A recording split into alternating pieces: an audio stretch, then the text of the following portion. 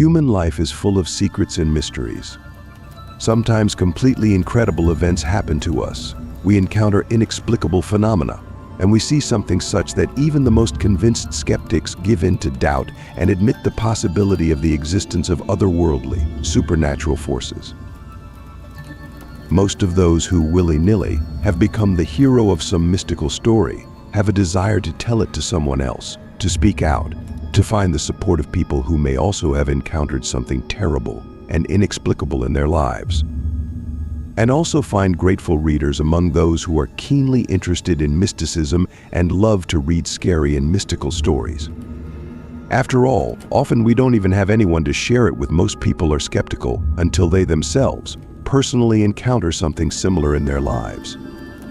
I found 2 interesting stories from Reddit that will make you horrified. It started when I found an old VHS tape at a flea market. The label was blank, but curiosity got the best of me. That night, I dusted off my old VCR and popped the tape in. The screen flickered, and for a moment I thought it was blank. Then, grainy footage of a room appeared. The camera was shaky, as if someone was filming with an unsteady hand. The room was empty except for a single chair in the center. As I watched, a figure slowly entered the frame. It was a man, his face obscured by shadow, wearing outdated clothes that looked like they were from the 80s. He sat in the chair, staring directly into the camera.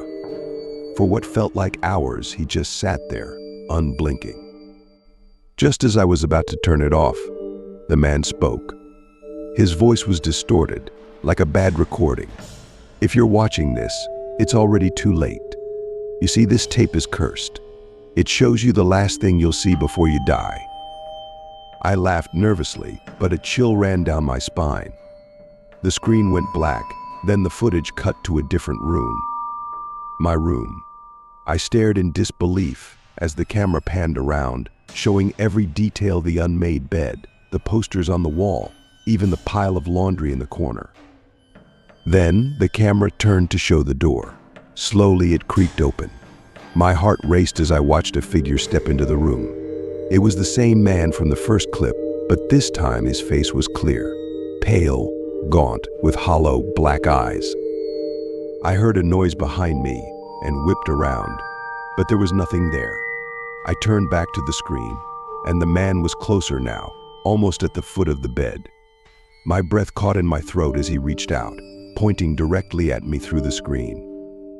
Suddenly, the screen went black. I sat there, trembling, trying to rationalize what I'd just seen. Maybe it was a prank, I thought. Maybe someone was messing with me. But then, I heard the floorboards creak. The same creak I'd just heard on the tape. I slowly turned around, my heart pounding in my ears. The door to my room was slowly opening. The last thing I saw was a pair of hollow, black eyes staring back at me. If you ever find an unmarked VHS tape, do yourself a favor, leave it alone. Write in the comments if you liked the story. Also, so that I can delight you with new videos, subscribe to the channel and like. I never considered myself superstitious, but my perspective changed last week. I recently moved into a small, old apartment in a quiet part of town.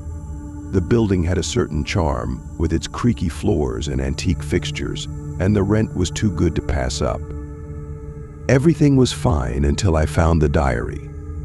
It was tucked away in a hidden compartment beneath a loose floorboard in the bedroom. The leather cover was worn, and the pages were yellowed with age. Curious, I started reading. The diary belonged to a woman named Eliza, who had lived in the apartment in the 1920s. Her entries started out mundane notes about her daily life, her love for gardening, and her fondness for the apartment. But as I read further, the entries grew darker. Eliza wrote about strange occurrences, objects moving on their own, whispers in the night, and a recurring nightmare about a shadowy figure standing at the foot of her bed. One entry in particular stood out. Eliza described how she had discovered a small door behind the wallpaper in the living room. She claimed that when she opened it, she found a narrow, pitch-black corridor that seemed to go on forever. She wrote about hearing whispers urging her to come inside, but she always closed the door before she could follow. I was both intrigued and unnerved. I decided to see if the door was still there. It took me a while, but I eventually found a faint outline behind the wallpaper, just as Eliza had described. My heart raced as I peeled back the wallpaper, revealing a small wooden door. With a deep breath, I opened it. The corridor beyond was exactly as Eliza had written, narrow and impossibly dark. I grabbed a flashlight and stepped inside, the beam barely cutting through the thick darkness. The whispers began almost immediately, faint and distant at first, but growing louder with each step I took. The corridor twisted and turned, seemingly without end. I lost track of time and distance. The air grew colder, and the whispers more urgent. I was about to turn back when I saw a faint light up ahead. I quickened my pace, desperate to find the source. The corridor opened into a small, dimly lit room. In the center was a single flickering candle, and beside it, a mirror. The whispers stopped abruptly, replaced by a heavy silence. I approached the mirror and saw my reflection, or at least I thought it was my reflection.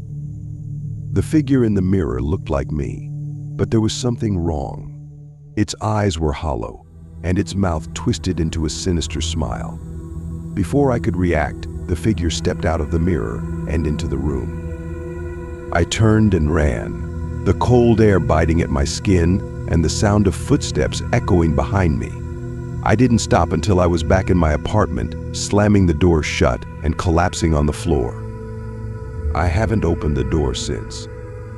The diary disappeared, and the whispers have stopped, but I can't shake the feeling that something followed me back. If you ever find a hidden door in an old apartment, leave it alone. Some things are better left undiscovered. Thank you for watching this video. Subscribe to the channel, it will be much more interesting next. See you later.